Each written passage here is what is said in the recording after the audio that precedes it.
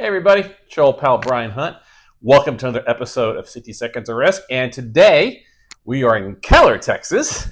And this gentleman, right, you've seen many of my shows. This is Steven Paul Matsumoto, one of the partners and operator of Juno's Liquors. Steven Paul, welcome back to the show. What's going on, Brian? Thank you so much for continuing to document our progress. Oh, absolutely. So let's go back in time. We started this off. We had one store that you bought a distressed asset in Arlington. Correct. Fast forward was a year and a half. You get Las Colinas. Yep. Been in Las Colinas, and now as of roughly, we're here towards the middle of July. How long you been here now in Keller? We bought this store in April, but weren't able to open until June. Okay. So once again, is it fair to say that, like, as your business model, this is probably a distressed asset? It was. Okay. Matter of fact, we waited for the price reduction before we made an offer on it. All right. So we had an owner that was not working. It was local here in Keller. It's a nice location, but obviously some people just don't know or get over their skis and need to get out. Hence, Juno's Liquor makes the acquisition. Exactly. So what brought you here to Keller? What was first, I guess, why did you want to come to Keller? One, if you look at the store, no TI required. No, this is nice. This is very nice. much what we want to. Yeah. This has always been kind of the original vision for what we wanted Juno's to look like. Okay.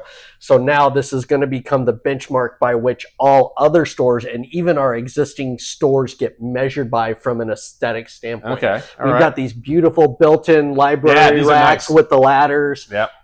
So like I'm looking at this and I'm like, okay, well, we need to put these built-ins in Arlington and in Las Colinas, and that kind of thing. Yeah. As well as, we do got to bring some more stuff up to speed here. Sure. I mean, it feels really open now, but we don't want to overwhelm the store with fixtures because people still have to navigate it. And we have found that a lot of our customers at this store are coming from the active living community behind us. Makes sense. Know your community, know your market. And so when you have the little old men walking in with their walkers, you got to make sure that the store is laid out in such a way as That's smart. that they're not going to be running into things and, to be ADA compliant. But also, even without the walkers, because I know we have customers that have mobility devices in Las Colinas, and our rows are big enough for them to navigate without too many issues. Okay. Typically, the mobility devices aren't the problem. It's someone looking at a rack and as their head goes up, they take steps backwards, and next thing you know, a bottle falls out of the wine rack they just bumped into. So merchandising is a very delicate balance between making sure you're well stocked and that the store doesn't look as empty as this one does, which will get changed with fixtures and coolers and things like that.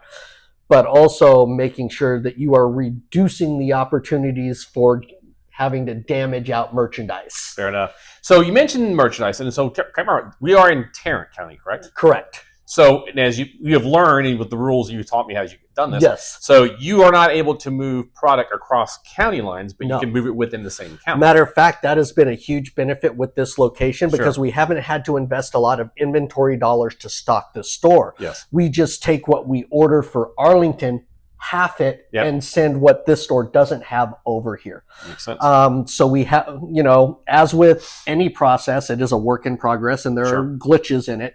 But we are developing interstore transfer processes, and that was one of the reasons why we had picked the original point of sale system that we have done. Very good.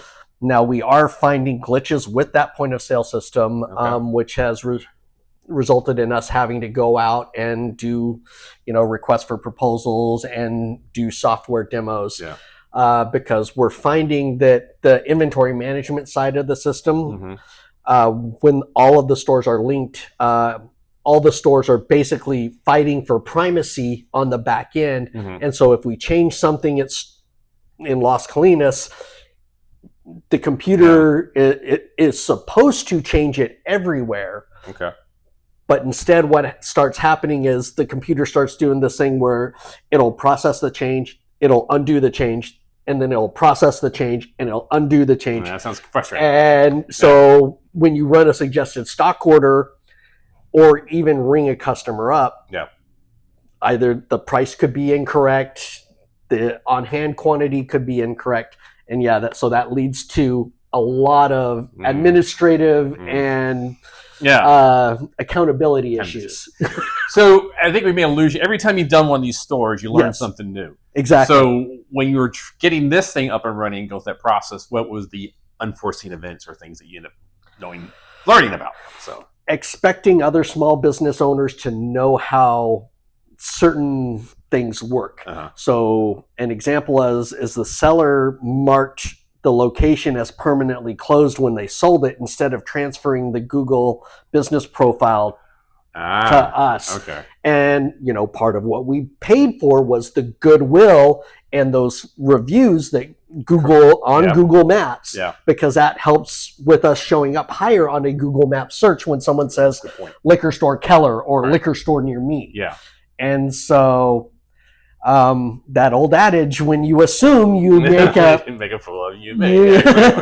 And so I literally went to Google, had to take their process for how to change ownership of a Google business profile and put it into a Word doc. So the next time we buy a store, it's like, this needs to happen operating procedures before the deal closes. Correct. Okay. So that we're not having to start from zero or go back and forth after the close to get something we paid for. It's a very good point. I think a lot of people probably wouldn't think about that. No. Yeah. And so, and we finally got all of the stores on Apple Maps because when, and this is a legacy issue all the way back to store one, Apple would not approve the change of ownership because the website was not matching because the previous owner had used Facebook as their website, but they deleted their Facebook page before they sold the store. Oh, okay. Jeez, that's a lot of moving parts. So even from a local SEO search standpoint, and it's like, so we basically have been fighting with Apple for almost 3 years to get that fixed. And we finally got that to where I am now in control of our Apple Maps listings and getting that squared away. Yeah. So, anything else come out of this situation, the Keller? No, I mean, it's like, well, I mean, there's always little things, but it's not performing as well as we would like. It's not paying for itself currently, but we're only a month and a half. A month into it, you get the word out. So, every time we do this, it's like, I can't speak for the other partners, but I sometimes get frustrated at how slowly things go, or when things go wrong or don't go according to plan. And then I have to keep reminding myself, we are not buying businesses that are being run well. So I shouldn't expect things to be perfect when we take the store over. Hence, it's called a distressed asset acquisition. So it's because part of the game.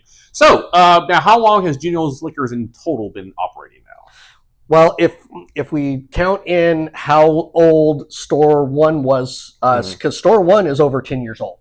Yeah, but as far as when Juno's took over. when in terms of when we took over November of 2022. So November 2025 will be our 3-year mark. So we're coming up on the 3-year mark. So we're coming up on our 3-year mark. So how are things going overall? We're still running at a net operating loss. Okay. But again, when you buy 2 stores within 6 months of each other, if you didn't expect that, you're not as... No. And you're rebranding. You're rebranding the operations. We're rebranding operations, but in terms of top line sales, we still are growing. So, for example, Q1 of this year we had net sales of 190,000. Q2 we had net sales of 244,000. Wow, that's fantastic. When you look at store one, that store did 220,000 by itself in 2022. Wow. Only 20,000 of that was ours. Okay. But we also got it at a good time. I mean, we bought it in November, and then we had all of December sales. Sure. So while this store has yet to hit that $10,000 to $12,000, $20,000 a month range, we also bought it in a season that is typically slow for liquor stores, which is summer. I am surprised how many requests we get for malt beverages at this store. Really? I mean, given that there is a super Walmart across the street and 7-Elevens all around us and other convenience stores, a lot of I'd say a third of the people that walk in are looking for cold malt beverages. Now, part of that is the summer weather. Yeah. And I think there is some convenience factor to it. Yeah. You know, okay. they're stopping in and getting their pizza at Little Caesars next door, Sure. and then walking in to get their beer. And to that point, you're going to have, you can see in the back, that area is going to have refrigerators, correct? We're going to get coolers back there. Okay. The original plan was to put them where those floating shelves are, although the more I think about it, I might have to talk the team into putting it on that back wall so that as soon as you open that door, you see the coolers. Okay. Yeah, I can see that. Yeah. Yep. And then they are going. It's not going to be a walk-in cooler like we have in Las Colinas. Mm-hmm. They will be reach-ins that we can get a little bit cheaper. Okay. You know, we can get a 3-door reach-in for $5,000, where that 8-door walk-in was $34,000. Fair enough. So obviously, this has been and is you have a model of growth, acquisition, and growth. Yes. And so we're coming up on the 3-year anniversary here in November. Obviously, there's always something you're probably looking out there on the horizon. So what is, without maybe giving information, what can you say is probably the next stage of your evolution? Well, we're always out there trying to raise capital from accredited investors. I do have to go look at a couple of properties out in Parker County because one of our wholesale customers that we service out of our Las Colinas store is opening a new restaurant in Parker County. Interesting. Okay. And back to the county line rule, I can't service them if I don't have a location.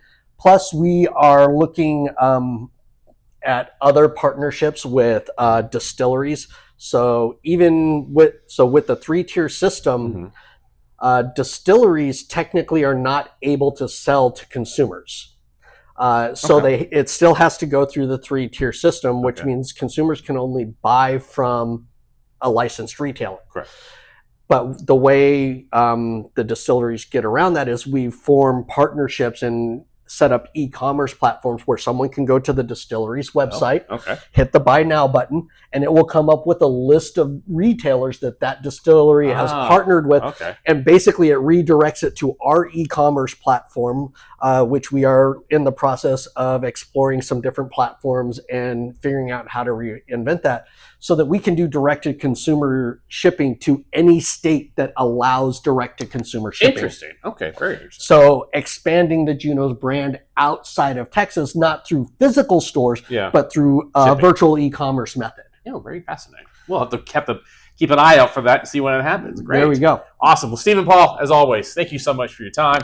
It's been fascinating to watch you guys grow. And so, guys, if you live in Keller, Texas, now you got an option to get your local beverages, adult beverages here in Keller, Texas. So best prices on allocation in the Metroplex. That's right. And talk about quickly allocation. It's every month. It's the last Saturday of every month. And we kind of do a round robin starting at the Las Colinas store at 11 a.m. Then we do Arlington at 1 p.m. And we're doing Keller at 3 p.m. Interesting. Okay. If we get any more stores, we're gonna have to start separating days. So all you bourbon hunters out there, mark your calendar. So this is the place if you can probably find some of those things you've been having a hard time out there accumulating. Juno's might be your place. And we're not going to charge you secondary market pricing. There you go. Steve Paul, thank you so much. It's always a pleasure. So hopefully, you've enjoyed this conversation and find this conversation and the prior conversations beneficial.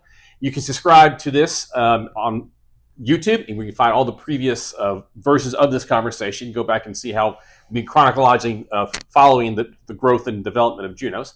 You can also find these videos links on the website formerly known as Twitter, Facebook, Blue Sky, and Substack. Until next time, guys. Bye.